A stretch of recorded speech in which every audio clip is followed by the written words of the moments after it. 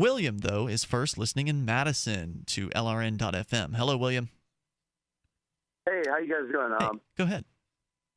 I was listening to what you were talking about there with that, and it made me think of a different topic than I initially called about, which is starting a business, and how that relates to kind of what we're taught and what people see out there, in the news in terms of things like this, breaches and the kinds of barriers that get thrown up, and I think a lot of that not only affects how people behave, but also it affects how they think, and so that in turn affects how they behave. I recently started a business, and a few of my partners are less experienced with doing entrepreneurship, and there's so much hesitation because people, they just see things like this on the news, and they think that there's this big mysterious world that you have to learn all about now. Otherwise, you're going to mess up and you're going to get in trouble. And when you say this big mysterious world, you mean like the world of government regulation, or what do you mean there? Yeah, quite frankly, yeah. It's that, and also the world of creating a company, and having to disillusion people to the fact that companies are just people. And really all of these things are just groups of people.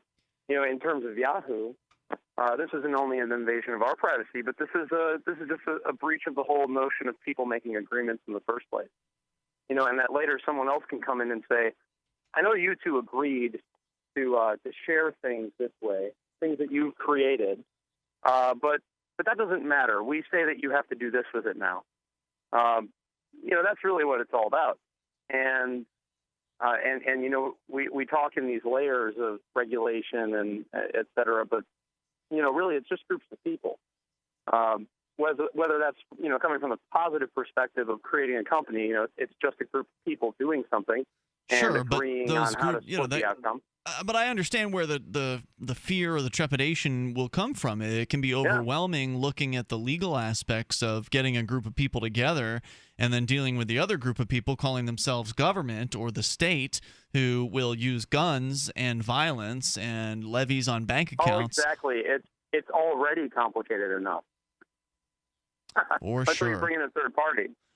Right. Now I see what you're saying. When it's already complicated to get investors and start a business, and then you add in all this stupid government regulations and the ridiculous rules and fines and licensing fees and bribes that you have to pay. It's insane. And the fact that we have a time scarcity problem in dealing with organizing human affairs, and so if we're spending our time learning about how to tiptoe around people who frankly have no business being there in the first place, whom we wouldn't interact with but for, it takes away from the time that we could be strengthening relationships with people we intend on spending our time with. Absolutely. Every moment you spend interacting with a bureaucrat is one moment you can't spend taking care of your customers or your employees. I mean, there's no doubt about that. And it's just, to me, I'm amazed that anyone bothers in certain industries and in certain places. Like, it's shocking to me that somebody would open a business in certain, jurisdictions where the regulations are so stringent and so difficult to jump through the hoops.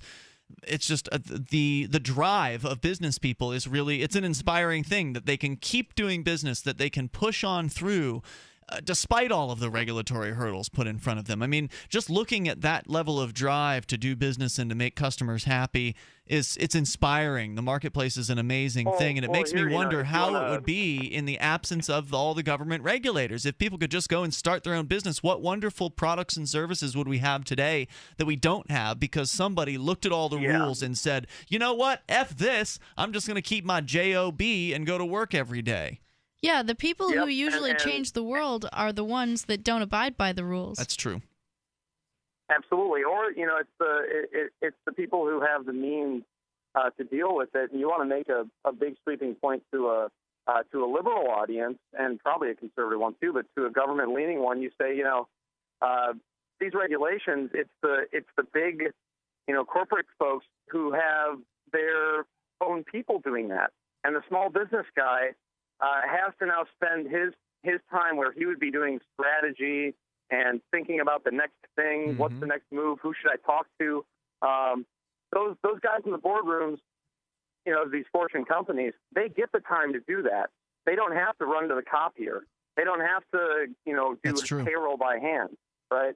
And a lot of, when it comes down to the next thing, it's just more time. And a lot of I'll take some comments on that off the air.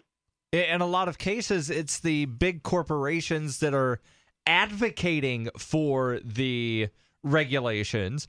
And we've talked about Uber and Lyft enough on this show to where anybody that's listened knows that it's the, you know, establishment taxi companies that are begging the local governments to do something about Uber and Lyft. They're hurting our business.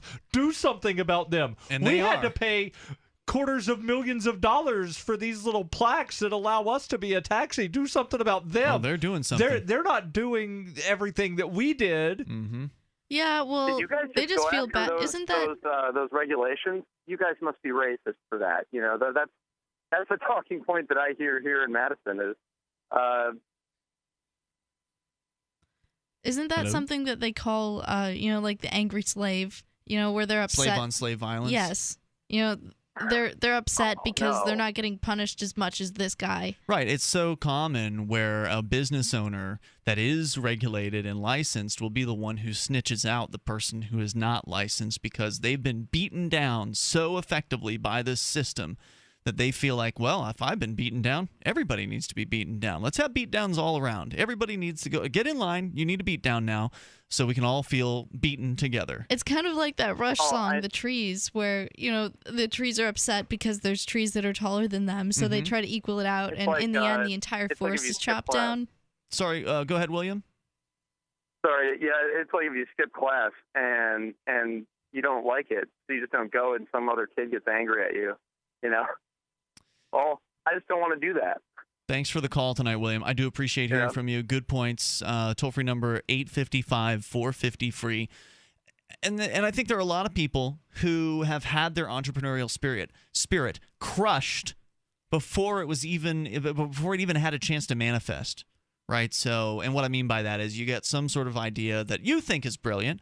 Maybe it's not. Maybe it would have turned out that had you tried to bring the product to the market, it would have failed. Maybe nobody else really would have cared about it, or not enough people would have cared enough to make it worthwhile. You don't know.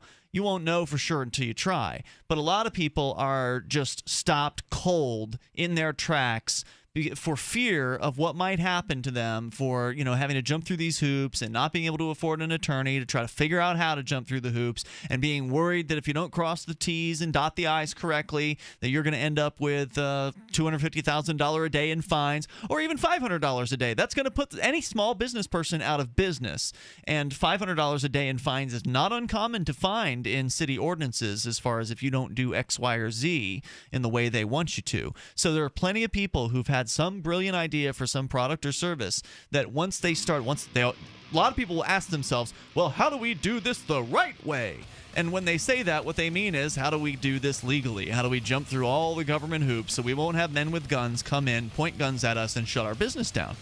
Because that's really what's going to happen. Right. If you don't do what they tell you to do, if you don't jump through all their hoops, they will send the police in, and you will be shut down by force. And that stopped a whole lot of businesses from ever getting off the ground. It's tragic. Free Talk Live, 7 nights a week from 7 to 10 Eastern, live on the Liberty Radio Network at LRN.FM.